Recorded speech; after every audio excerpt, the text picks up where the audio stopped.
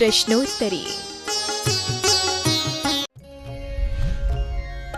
गुरुवर्ण नमोस्तु। धर्म के अनुसार जैसा कर्म करोगे वैसा फल मिलेगा, और विज्ञान कहता है जो क्रिया होगी प्रतिक्रिया उसी के हिसाब से होगी। दोनों में अंतर क्या है? दोनों एक ही बात है। जैसा कर्म करोगे, कर्म यानी क्रिया। यदि तुम देख के चलोगे तो कांटा नहीं लगेगा, और यदि देख के चलोगे और बिना देखे चलोगे तो कांटा लगेगा। जैसी करनी वैसी भरनी। कर्म जो बीच में आता है, यह विज्ञान भी इसको मानता है। विज्ञान कहता है कि तुम जैसा खाओगे शरीर में ताकत वैसी बनेगी। यही हमारा जैन दर्शन कहता है, जैसा तुम करोगे कर्म करोगे वैसा तुम्हारा भाग्य बनेगा। इसलिए इस मामले में दोनों में कोई अंतर नहीं। कर्म हमारे यहाँ कोई चीज़ नहीं है। कल का किया हुआ हमारी क्रिया आज का कर्म बन जाता है। इसलिए दोनों में इस संबंध में कोई अंतर नहीं है मेरी दृष्टि से। गुरुवर्ण नमोस्तु। ऐसा कहा जाता है कि शक्कर को हड्डी के चूरे से साफ किया जाता है, तो कैसे पहचाने क्या खाने योग्य है और क्या नहीं? व्यर्थ की हवा उड़ाने से कोई फायदा नहीं। कई लोग धार्मिक मंच का दुरुपयोग करते हैं। किसने कहा कि हड्डी का चूरा शक्कर में डलता है? बहुत बार ये चर्चाएं आई। हमने शक्कर के मील वालों को बुलवाया, उनसे भी चर्चा की। उन्होंने कहा कि महाराज जी ऐसी कोई भी चीज़ इसमें नहीं डलती, और शक्कर तो अनादि अनंत काल की है, कोई आज की तो है नहीं, कोई नया प्रोडक्शन नहीं है। शक्कर, गुड़ और शक्कर अनादि काल से है। नहीं, शक्कर नाम मिलता है, खांड तो उसका एक कमजोर रूप है। शक्कर का नाम सारे पुराने शास्त्रों में, संस्कृत में, प्राकृत में हमेशा से चलती आई, अनादिकाल से चलती आई, शक्कर और गुड़। इसलिए ये सब बातें धार्मिक मंच का दुरुपयोग मत करो। किसी भी चीज़ को धार्मिक मंच से किसी की मजाक उड़ाना ठीक नहीं। आप ये कह सकते हो कि आजकल के जो फास्ट फ्रूट्स वगैरह हैं, कितनी पारदर्शिता है, कितनी पारदर्शिता है। सरकार ने नियम बना दिया कि संसार व्यक्ति से धोखा मत करो, इसमें क्या क्या डला है उस पर छापो। छापते हरा और लाल चिन्ह का जो डिवाइडेशन किया था वो कर दिया। अब तुम पढ़ो ही नहीं और खाए जाओ, तो ये गलती किसकी है? जब संसार में दो प्रोडक्शन हैं, दोनों खाने वाले हैं, तो कंपनी तो निकालेगी। अब आपको खुद पढ़ना नहीं आता या पढ़ना नहीं चाहते हैं तो ये आपकी बात है, ऐसा बात नहीं है। शक्कर आदि में ऐसे कोई दुर्गुण हमें सुने। यदि आपके पास प्रूफ है तो कृपया करके प्रूफ लाइए, और प्रूफ नहीं है और कोई शक्कर वाले कंपनी वाला तुम्हारे ऊपर क्लेम कर सकता है कि आपने शक्कर को बदनाम करने की साजिश क्यों रची।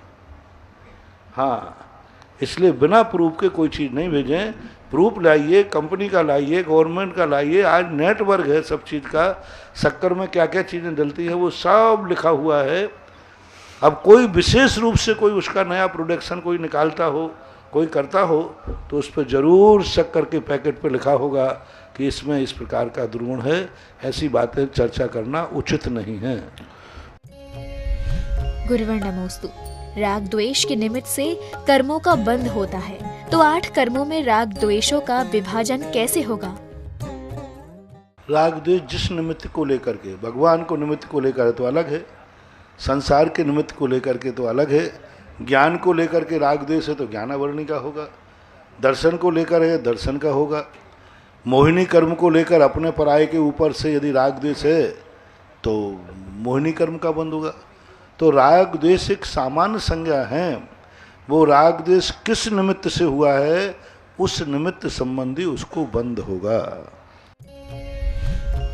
गुरुवर्ण नमोस्तु। कोई दीक्षार्थी दीक्षा लेता है तब उनके माता पिता बनाए जाते हैं, तो क्या दीक्षार्थी के स्वयं के माता पिता नहीं बनाए जा सकते हैं?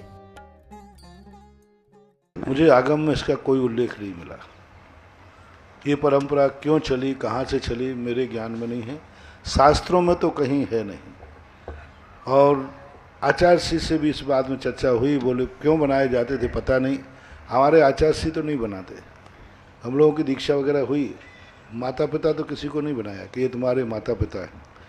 मुझे लगता है कि उस समय की परिस्थितियां हैं जिस समय अकाल वगैरह राजा प्रतिकूल हों, तो अब साधु बन जाने के बाद कहीं बिहार कराना है, विपरीत राज्य है, तो कैसे क्या करें। तो साधु की उन परिस्थितियों में देख रेख के लिए किसी ने ये कल्पना की होगी, बाकी ना तो औचित्य है आज, ना बनना चाहिए और ना शास्त्रों में लिखा है। एक माँ बाप को छोड़कर दूसरे माँ बाप को बनाना कोई औचित्य नहीं दिखता। आजकल कोई अपनी सगी बहनों को छोड़कर धर्म की बहनें बनाते फिरते और सगी बहन से बोलते नहीं बातचीत बंद, सगी बहन से बातचीत बंद और नई बहनें बना लेते धर्म की बहन। अरे कर्म की बहन कहाँ गई? धर्म की माँ, धर्म की माँ, और ओरिजिनल माँ को पानी नहीं पिला रहा है, धर्म की माँ। तो ये कोई समझ में नहीं आता कि तुम ओरिजिनल माँ बाप को तो छोड़ रहे हो और नए माँ बाप बनाए जा रहे हैं। ये कहाँ से क्या प्रसंग है, शास्त्रों में कहीं देखने में नहीं आया। बाकी ये परंपराएं ठीक नहीं हैं, उचित नहीं है, नहीं होना चाहिए, फिर भी कहीं होता है तो मैं उस संबंध में कुछ भी नहीं बोल सकता। गुरुवर नमोस्तु। आचार्य कुंद कुंद स्वामी ने पंचास्तिकाय में अग्नि और वायुकाय को त्रस माना है, तो इसका क्या तात्पर्य है? त्रस का अर्थ होता है जो व्यक्ति अपने मूल स्थान से छोड़ करके बहता है। जैसे वैक्रिय समुद्घात जो होता है, वायु चलती फिरती रहती है, त्रस का अर्थ होता है चलना फिरना।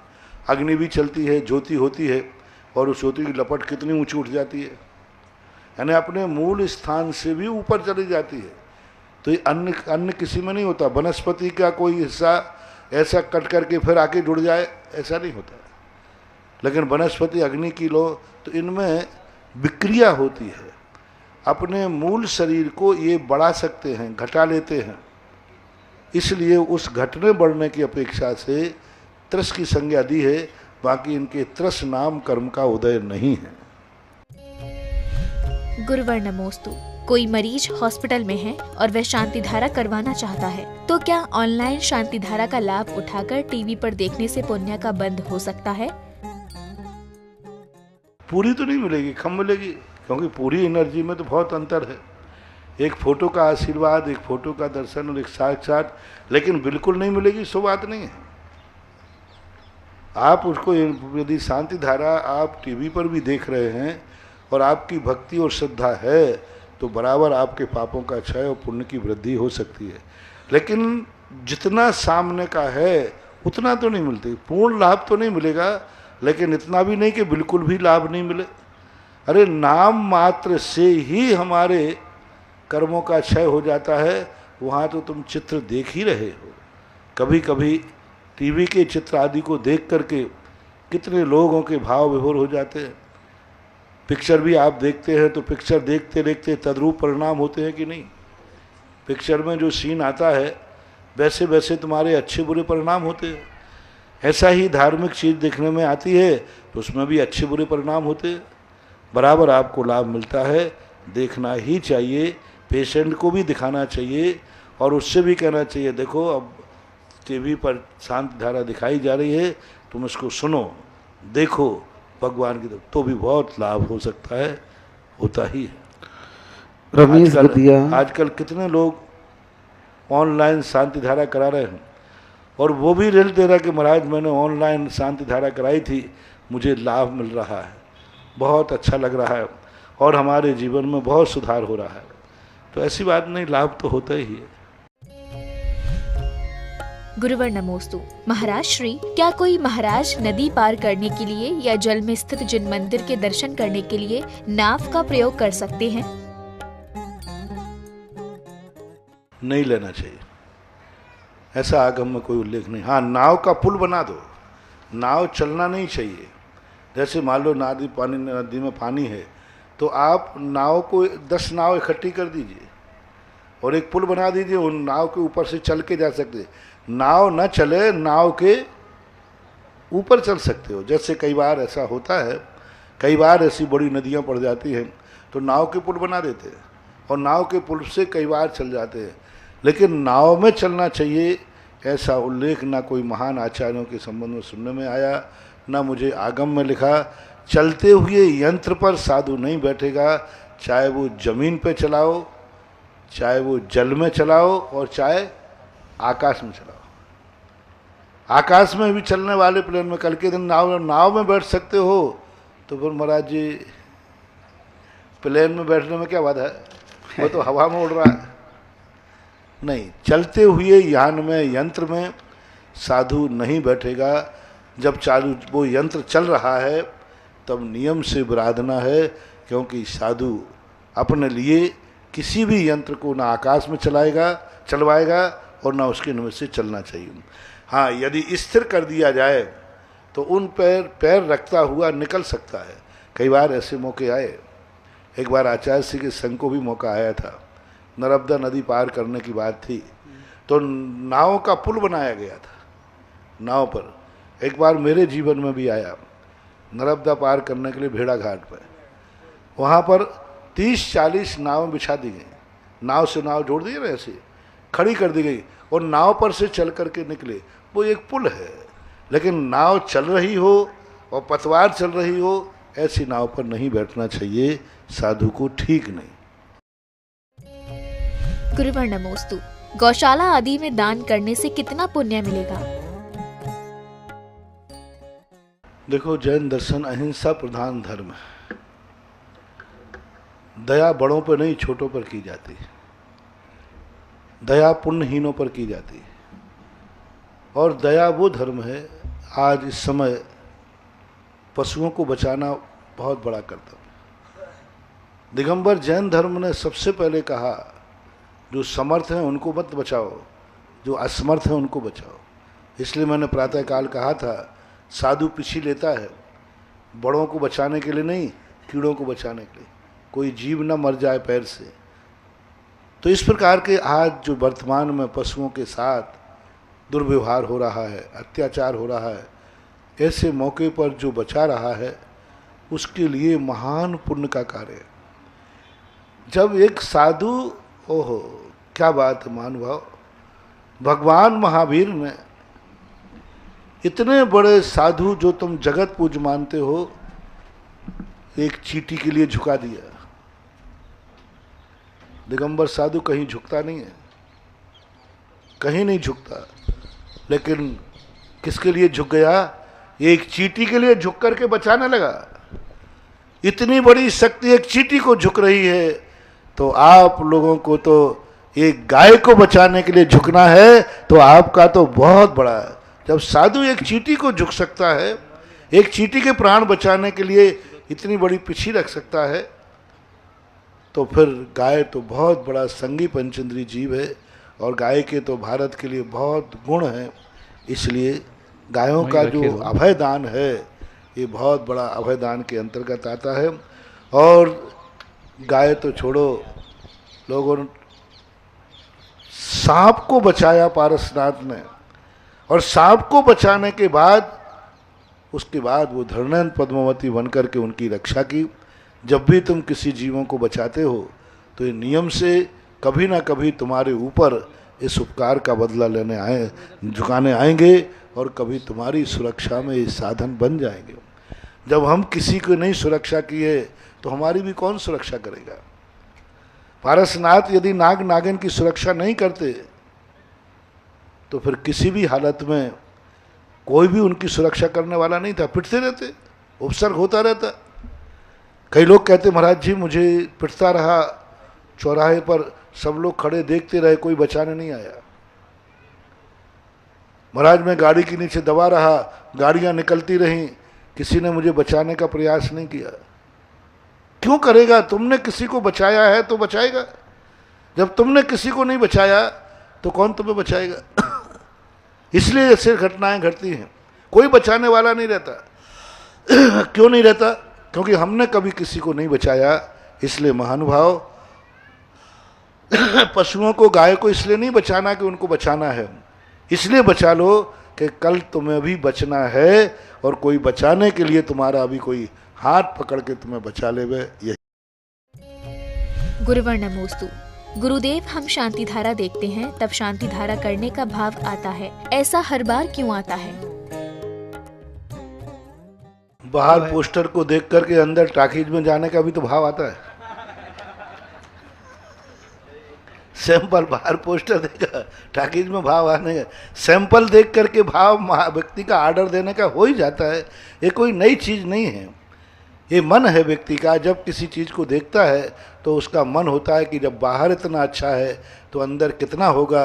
आप लोगों ने भजन भी बनाया है, तेरी प्रतिमा इतनी सुंदर, तू कितना सुंदर होगा। मन करता है कि भगवान जब तेरी मूर्ति के सामने बैठकर इतनी शांति, इतना आनंद मिल रहा है, और जिस दिन तू मिल जाएगा उस दिन मेरे आनंद का क्या पार होगा। ऐसा भाव आता ही है, स्वाभाविक। गुरुवर नमोस्तु। जहाँ एक और सामान्यता है किसी विधवा या अकेली महिला को विधान पूजन करने की अनुमति नहीं, जबकि जो नामी स्त्रियां होती हैं वे बहुत बड़े बड़े आयोजन कर लेती हैं, ऐसा क्यों? महिलाओं को धार्मिक कार्यों में इसलिए गौण किया जाता है क्योंकि धर्म ये चाहता है कि महिला सदा संरक्षणी रहे, और वो ये प्रयास किया जाता है कि जिससे तुम्हारे साथ तुम्हारा पिता हो, तुम्हारी माँ हो, भाई हो, पिता हो, स्त्री को सदा पुरुष का संरक्षण चाहिए। इसलिए धार्मिक स्थानों पर उनको स्थान दिया जाता है कि इन महिलाओं को सदा किसी न किसी की छाया बनी रहे। महिला पुरुष विहीन परेशानी का कारण बन जाती है। पिता सही, भाई सही, कोई जरूर नहीं कि पति ही सही, पति का हमारे यहाँ ऐसा कोई मतलब नहीं है, लेकिन यदि दोनों के साथ होते हैं तो वो एक अलग से मंगल स्वरूप है।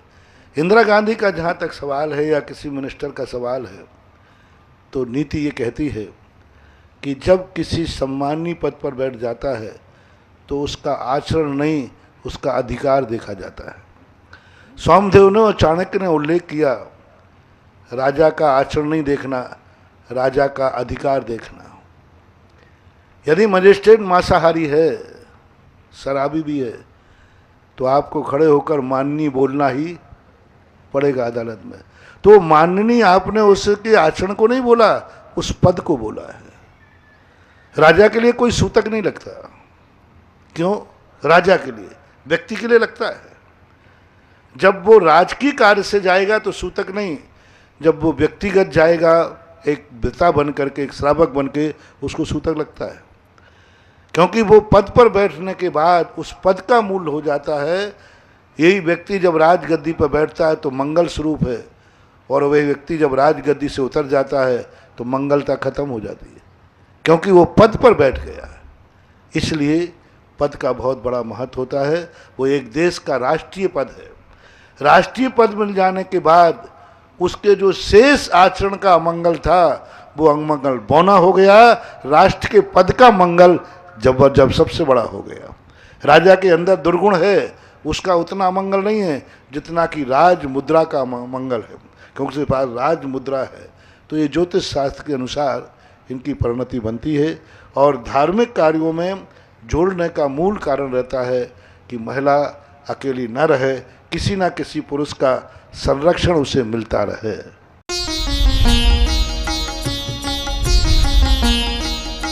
सुधा प्रश्नोत्तरी।